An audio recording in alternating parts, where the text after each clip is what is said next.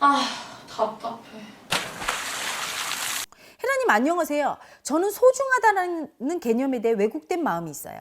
이대로 제가 사라져버리면 많은 사람들에게 소중한 아름다운 기억으로 남겠지라는 생각을 해요. 유서를 쓰고 이 세상에서 사라지면 그게 아름다운 모습이라는 마음이 있어요. 영화든 소설이든 새드 엔딩을 보면 아름답다고 느낍니다. 그래서 남들이 자살하려고 할 때 당연히 말리지만 속으로는 그게 더 나을지도 몰라 라고 생각하게 됩니다. 그러다가도 어느 순간에는 저에 대한 그리고 남에 대한 죽음의 공포가 밀려옵니다. 죽음에 집착했다가 회피했다가 그리고 또 한 가지 왜곡된 것은 자꾸 내가 소중해? 하는 마음이 올라옵니다. 만약에 전쟁이 나서 이러이러한 상황이 되어도 나 포기 안 할 거야? 하는 마음이 자꾸만 올라옵니다. 그리고 역으로 나는 저 사람이 이런 상황에 처하면 저 사람을 구할 수 있을 만큼 저 사람을 소중하게 생각하나 이런 생각을 합니다. 그 질문에 대한 답이 놓이면 죄책감이 듭니다. 또한 소중하게 대한다는 것은 그 사람을 위해서 불안하고 그 사람이 없으면 절대로 안 되고 이런 기분이 드는데 왜 이럴까요? 자, 이분은요. 자살하려고 할 때 속으로는 그게 더 낫다고 생각해요. 그리고 차라리 내가 죽는 게 소중하겠지? 이런 마음이 올라와요. 이 마음을 올리는 에고는요. 무의식 속의 살기예요. 자, 죽이고 싶은 마음이 있어요. 무의식 속에. 그 죽이고 싶은 마음은 언제 생겼냐면 그대를 엄마가 임신했을 때 사실은 이 아기가 필요 없어서 죽이고 싶었어요. 남편도 이럴 수 있죠. 엄마 아빠는 아기를 물건처럼 생각해요. 태어나서 응애응애 하는 애는 절대 죽일 수 없지만 이 아기가 의식도 없고 아픈 것도 모른다고 생각해요. 부모들은 착각하죠. 그래서 아기가 잉태됐는데 우리가 기를 형편도 안 되고 그럼 조금 더 있다 날까? 가볍게 생각하죠. 아이의 생명을. 그러니까 얘 띄고 몇 년 있다가 낳자고 이렇게 할 수도 있고요. 또는 지금 이렇게 힘든데 몸이 안 좋아. 그러니까 애 지울까? 이렇게 가볍게. 이때 죽이고 싶은 마음이죠. 이걸 일으켰다가 그래도 낳아야 되겠다 해서 태어난 거예요. 그런데 그 죽이고 싶은 마음이 그 마음을 부모가 가졌을 때 아기는요. 저희 엄마도 저를 죽이려고 했거든요. 그 마음을 볼 때 제가 너무 두렵고 그 마음이 두려워요. 엄마가 나를 죽이고 싶은 마음을 일으켰을 때 태아가 어땠을까? 너무 두려워요. 너무 두려워요. 그래서 제가 그 엄마의 죽이고 싶은 마음이 저한테 합성됐겠죠. 엄마의 마음도 태아한테 합성됩니다. 주객이 하나예요. 마음 안에서. 상대의 마음과 내 마음은 다 내 무의식에 합성되니까요. 그 엄마의 살기를 제가 이 마음 공부하면서 딱 올렸는데 너무 무서운 거예요.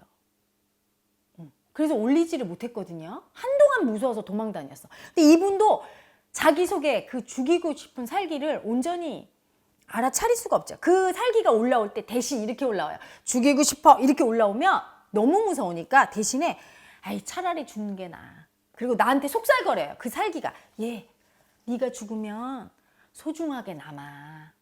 차라리 죽는 게 나아. 이렇게 아주 예쁜 아이처럼 아름답게 포장해서 칼이 올라오는데 장미꽃을 이렇게 포장해서 칼이 아닌 것처럼 이렇게 올라와요.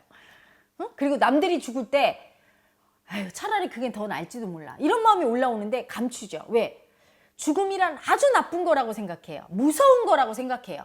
죽이는 마음이란 너무 나쁜 거라고 판단하지요. 에고는. 그래서 이런 마음을 들키면 사람들이 날 비난하고 욕할까 봐. 그래서 그 마음이 올라올 때 지금 포장하고 있는 거예요. 사실은 엄청 죽고 싶고 죽이고 싶은 마음이 커요. 그래서 막상 죽으려고 하면 공포도 엄청 올라오는 거예요. 사실은 죽고 싶지 않아. 이 죽음에 대한 공포는 뭡니까? 태아 때 그대 마음. 죽이고 싶은 마음은 태아 때 엄마 아빠 마음. 그렇게 내 무의식에 딱 저장돼 있는 거예요. 죽고 싶고 죽이고 싶은 마음이 올라오는데 이렇게 포장해서 올라온다. 마음 공부를 통해서 이 마음을 청산하지 않으면 이 마음이 계속 괴롭힐 거예요. 그대한테 계속 올라올 거야. 이런 식으로. 이렇게 올라오는데 계속 안 쳐다보고 있으면 나중에는 어떻게 해야 되죠? 날 괴롭힐 거예요. 더 세게 올라오고 심지어는 나중에 막 자살하고 싶은 마음으로도 올라오고 남을 죽이고 싶은 마음으로도 올라오고 막 이렇게 올라와요. 그러면 너무 놀라죠. 많은 사람들은 그러면 놀래요. 어머 이거 아주 무서운 마음이야 하면서 점점 더 누르게 되고 그러면 점점 더 올라와요. 마음은 무서운 마음은 없어요. 마음은 마음일 뿐이죠. 죽고 싶은 마음도 죽이고 싶은 마음도 마음일 뿐이란 걸 인정하셔야 돼요. 내가 진짜 죽이는 게 아니고 진짜 죽는 게 아니잖아요. 현실이 아니잖아요. 현실과 혼동하지 마시고 그냥 마음을 있는 그대로 인정하면 돼요. 죽고 싶은 누구 올라왔구나. 괜찮아. 좀 놀다 가렴. 죽이고 싶은 누구 올라왔어? 놀다가 괜찮아. 네가 얼마나 힘들면 죽이고 싶겠어. 이렇게 그냥 인정해주고 느껴줘야 되는데 그렇지 못하고 막 억누르면 그대는 지금 너무 무서우니까 이렇게 이상하게 올라오는 마음도 지금 누르고 있죠? 그냥 인정해주세요. 괜찮아요. 그러면 놀다가 가고 나중에는 올라오지 않아요. 자기를 인정해주면 마음은 올라오지 않습니다. 많은 사람들이 마음 때문에 고통받고 현실에서 문제 일으키는 건 그 마음의 존재를 무섭다고 나쁜 마음이라고 외면하고 인정 안 해줘서 그 마음이 복수하는 거예요. 인간한테. 계속 올라와서 괴롭게 하고 현실에서 문제를 일으키는 거니까 그냥 인정해 주시길 바랍니다.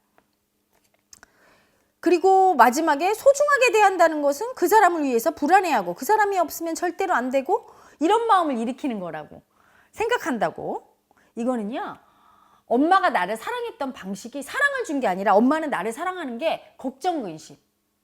막 불안해하고 너는 꼭 있어야 돼. 이 집착을 써서 날 사랑을 줬거든요. 그래서 내가 내 무의식 속에서 엄마한테 받은 그 사랑을 사랑으로 인식하니까 본인도 남한테 집착하고 그 사람이 없으면 불안하고 이런 게 사랑이야 이렇게 믿고 있는 거죠. 많은 부모들이 자식한테 집착하잖아요. 그렇죠? 지난번에 TV에 보니까 어떤 분이 아들이 죽었어요. 근데 이제 남을 구하고 죽었어요.